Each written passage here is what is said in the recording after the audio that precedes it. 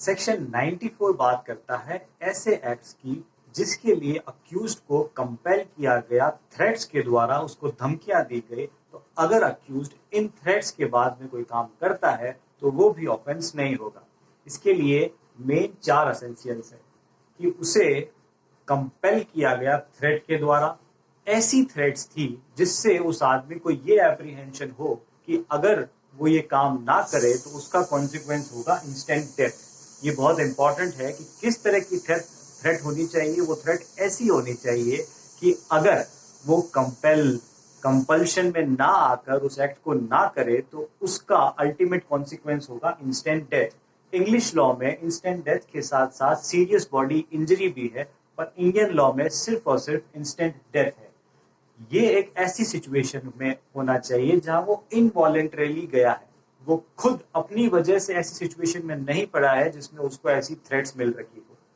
ये बहुत इंपॉर्टेंट है। वो कहीं ऐसी जगह ना गया हो गुंडों के बीच में या कहीं भी जहां इलीगल क्राइम्स हो रहे हो और वो खुद अपने आप को ऐसी सिचुएशन में डाल ले जाए, ऐसी थ्रेट मिले। ये एक्ट इनवॉलेंटरी होना चाहिए। इसके 2 एक्सेप्शंस है। कोई भी एक्ट अगर वो थ्रेट में इस कंपल्शन में कर रहा है तो वो ऑफेंस नहीं माना जाएगा, पर 2 ऐसे एक्ट जिसमें मर्डर है और सेकेंडली एक ऐसा ऑफेंस वो कमिट कर रहा है against the state which is punishable with death, in 2 exceptions को छोड़ के बाकी सब एक्ट्स में वो लायबल नहीं होगा। पर अगर उसने मर्डर किया है उस इंस्टेंट डेथ के थ्रेट में, या फिर एक ऐसा ऑफेंस किया है जो कि अगेंस्ट द स्टेट है, अगेंस्ट अपनी कंट्री है और वो पनिशेबल विद डेथ है, तब इस सेक्शन के अंदर वो फॉल नहीं करेगा और उसे लायबल माना जाएगा। इस सेक्शन के 2 एक्सप्लेनेशन भी है। पहला एक्सप्लेनेशन कहता है कि अगर कोई व्यक्ति डेकोर्ट्स के ग्रुप में घुस जाता है, या तो वॉलंटरीली या उसको मारने की थ्रेट्स के साथ वो किसी डेकोर्ट्स के ग्रुप में घुस जाता है और उसके बाद कोई काम करता है, तो वो सेक्शन 94 का प्ली नहीं ले सकता। सेकेंड एक्सप्लेनेशन कहता है कि एक डेकोर्ट्स का ग्रुप एक आदमी को पकड़ लेता है, थ्रेट्स के द्वारा उसको कंपेल करता है कुछ काम करने के लिए, तो वो 94 में एप्लीकेबल होगा। वो अगर कोई ऑफेंस कमिट करता है तो उसके लिए उसको लायबल नहीं माना जाएगा। याद रखिए, कंपल्शन ऐसा होना चाहिए जिसमें आदमी ये एप्रीहेंड करे कि अगर उसने ये काम ना किया तो उसका कॉन्सिक्वेंस होगा इंस्टेंट डेथ, तभी ये सेक्शन एप्लीकेबल होगा। आइए अब बात करते हैं सेक्शन 95 की। ये बड़ा इंटरेस्टिंग सेक्शन है। इसमें कहा गया है कि कोई एक ऐसा एक्ट जो रिजल्ट करता है बहुत ही स्लाइट हार्म में, तो उस एक्शन के लिए पर्सन को लायबल नहीं माना जाएगा। वो किस तरह का स्लाइट हार्म होना चाहिए?